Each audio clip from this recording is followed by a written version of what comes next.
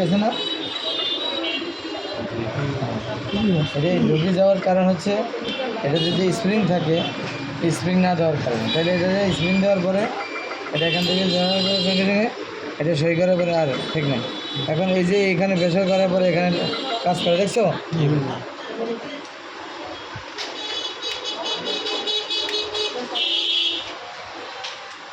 এখানে কাজ করে দেখছো? তাহলে এখানে কাজ করার জন্য যেখানে ফিঙ্গারিং করা হচ্ছে আর এখান থেকেই প্রেশার কন্ট্রোল করা হয়, প্রেশার বারের কি প্রেশার বারে কন্ট্রোল করা হয়, প্রেশার বারের প্রেশার কন্ট্রোল করা হয়। তাহলে এই জন্য এর নামকরণ করা হয়েছে pressure bar controlling board stick, controlling hold, adjusting board, controlling adjusting board. এখন অ্যাডজাস্টিং এখান থেকে এ পর্যন্ত যে দুরকম এরিয়া আছে এর ভিতরে কী করা যায়, প্রেশার নির্ণয় করা যায়। এখানে যদি হয় 3 কেজি, এখানে হবে 3.5 কেজি, এখানে 4 কেজি, এখানে 5 কেজি, এখানে 7 কেজি, এখানে 10 কেজি। এরকমভাবে যে এখান থেকে যে প্রেশারটা এখানে প্রবেশ করবে এই প্রেশার অনুযায়ী এখানে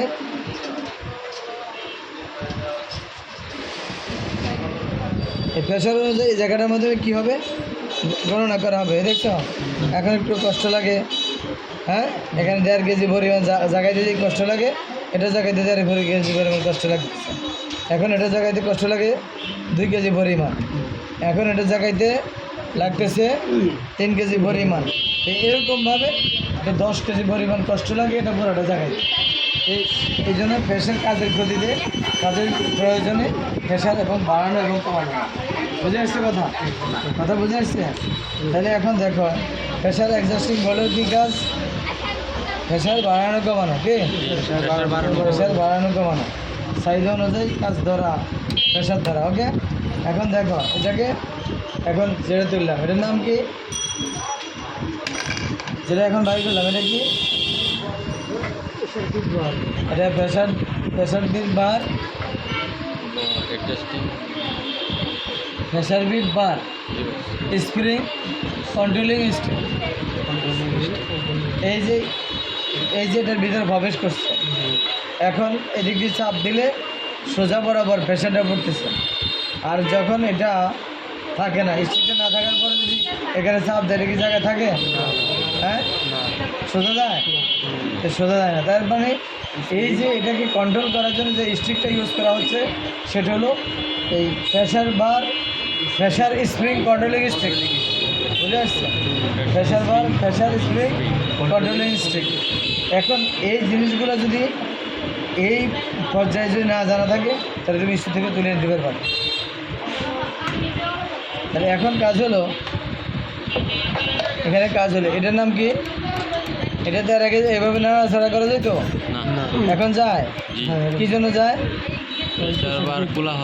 এটার ভিতরে যে প্রেশারিং স্প্রিং ছিল প্রেশার স্প্রিং না থাকার কারণে। আর আমরা যখন এটা খোলাফেলা করবো তখন এভাবে নেড়ে বসে নেব, কি হ্যাঁ এভাবে নেড়ে বসে নেব, ঠিক আছে? তাহলে কি হবে, তাহলে হাতে ব্যথা পাওয়া যাবে না। মনে থাকবো কী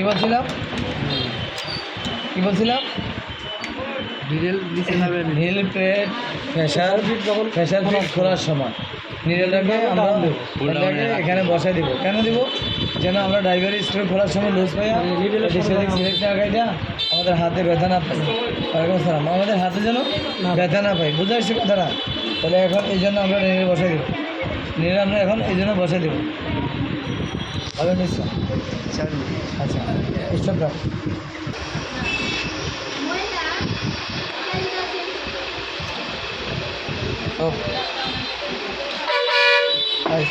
আস্তে পুরো ভেঙে যাবে, হ্যাঁ ভেঙে যাবে।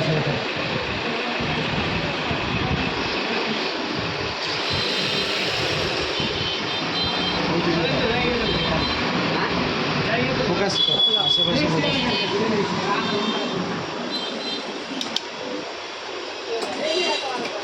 এখন দেখো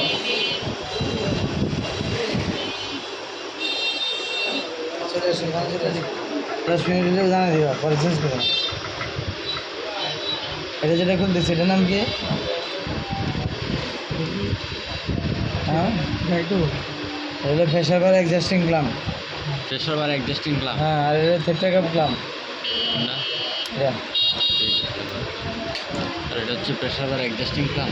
হ্যাঁ, এটা থেপ্টাকাপ ক্লাম আর হলো প্রেশার বার অ্যাডজাস্টিং ক্লাম। আনা খেলা আনা তুমি আনো না। যখন এরকম হবে তখন অন্য জায়গায় ঘুরে বেড়াবে তোমরা। হ্যাঁ, এখন দেখো এটা লুজ দেওয়া হয়েছে তাই না? এটা নিয়েছিলাম আমরা, ওখান থেকে গেলাম নিচের দিকে। এখন আমরা এটা বাইর করে ফেলেছি, দেখছো কীভাবে বাইর করছি?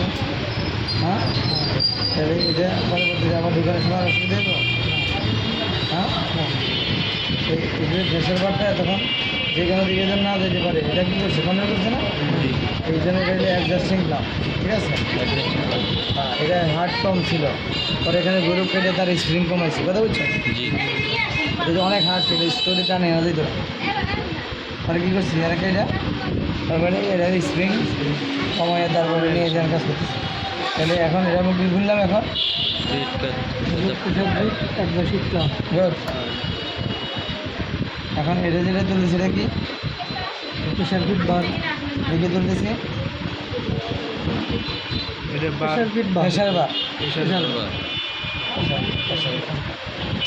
বার প্রেশার ফিট বার। এখন এদিক খাওয়া শেষ তাই না? এখন কাজ হলো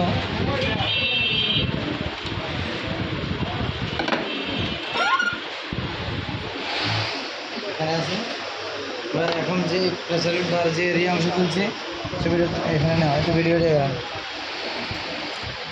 প্রেশার ফিট বারে যে এরিয়া খোলা হয়েছে এই যন্ত্রাংশে, ঠিক আছে? এখন নীল বার এরিয়া আমরা যাবো ইনশাল্লাহ। দিলাম রোজ, হ্যাঁ, লুজ দেওয়ার পরে নিডলের যে একটা নিজস্ব টাইমিং ছিল এটা আর নাই, আছে না? এটাকে ইউজ করো, নিডল ইউজ করো, তাহলে এটা এখানে রাখলাম, পরে আবার এখানে ঢুকানোর পরে নিডল ইউজ করে লাগাইবা। এখন যেটা বাড়ি সেটা কি? নিডল বার, নিডল বার, নিডল বার। তাহলে আমরা এখন কী বাইর করবো দেখি? নিডল বার হোল্ডার, নিডল বার হোল্ডার বাইর করলাম আমি। হ্যাঁ, তাহলে বার করলাম নিডল বার হোল্ডার, বুঝতে পারছি? এখান থেকে আমরা আরেকটা জিনিস বের করবো, সেটা হলো নাম হলো স্কোয়ার বোস। বাইরেছে এটা নাম হলো স্কোয়ার বোস, ঠিক আছে? এটা হলো রোটেশন, হ্যাঁ, রোটেশন স্কোয়ার বোস। এটা হলো নীল বারটার জন্য এদিক সেদিক না যায়, একই রোটেশনের জন্য আপ ডাউন করে, এটার সাইজে, ঠিক আছে? এই রোটেশন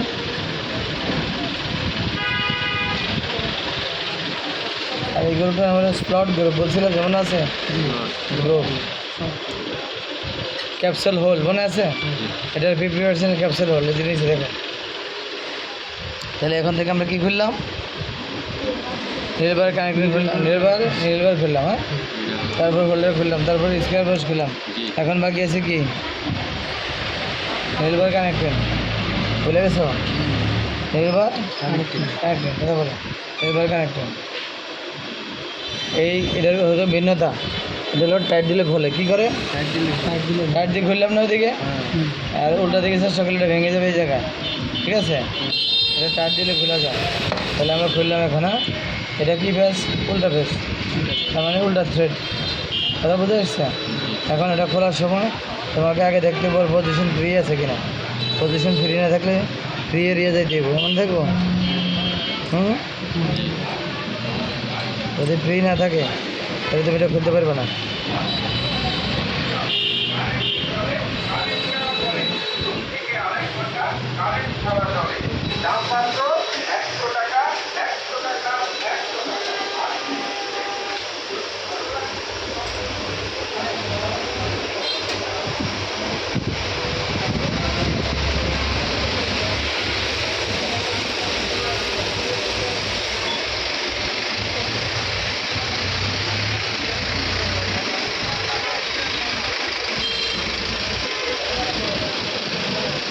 যেহেতু কোনোগুলা এখানে সরাসরি খোলা যায়, কোনোগুলা এখানে স্ক্রুটা লুজ দিয়ে তারপরে ভুসটা প্রেশার করে বাইরে করে কিছু পরিমাণ সরাই তারপরে বাইরে করতে হয়, ঠিক আছে? এখন আমরা